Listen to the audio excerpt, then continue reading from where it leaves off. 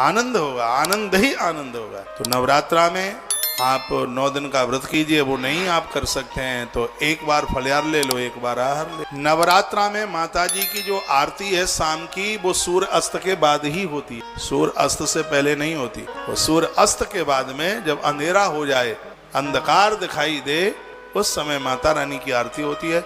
जो एक बार भोजन करते हैं नवरात्रा में, उसको भी सूर्य अस्त से पहले भोजन नहीं किया जाता, सूर्य अस्त के बाद ही प्रसाद लिया जाता है। कुछ व्रत ऐसे हैं जिसमें सूर्य अस्त के पहले लिया जाता है प्रसाद, जैसे आप रविवार का व्रत करते हैं तो सूर्य अस्त के बाद पानी भी नहीं पिया जाता, एक बार भोजन लेते हैं, मीठा भोजन लेते हैं, वो भी सूर्य अस्त होने के पहले ही ले लेते हैं। लेकिन माता जी की जो पूजा है उसमें आप जो यदि एक बार आप भोजन लेते हैं, प्रसाद लेते हैं, मैं कहूँगा फलियार भी लेते हैं, तो रात्रि कालीन आरती होने के बाद और जब खूब अंधेरा हो जाता है तब आरती होती है, उसके बाद ही आप फलियार या उसके बाद ही आप एक बार आहार लेते हैं, तब ही लेने का विधान है। ये सगरी बातें हमारे ग्रंथों में लिखी हैं।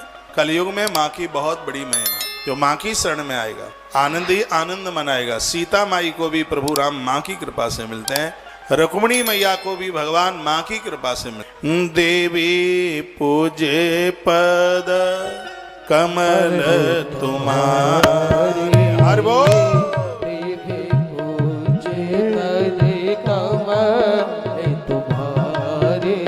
जो 1 जनवरी से शुरू होता है वर्ष, ये तो अंग्रेजों का है, लेकिन हमारा जो वर्ष है वो नवरात्रा के पहले दिन से, चैत्र की नवरात्रा से पहले दिन से आरंभ, और नए वर्ष का पहला दिन खुशियों में मनाया जाता है। अब हमें बताइए कि 1 जनवरी को क्या मिलता है हमें?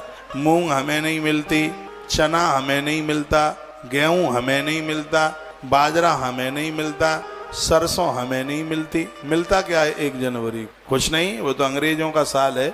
लेकिन अब चैत्र की नवरात्र आती है तो क्या क्या मिलता है? देखिए, नया अनाज मिलता है, पूरी नई फसल मिलती है, और पेड़ों के ऊपर नए नए पत्ते मिलते हैं।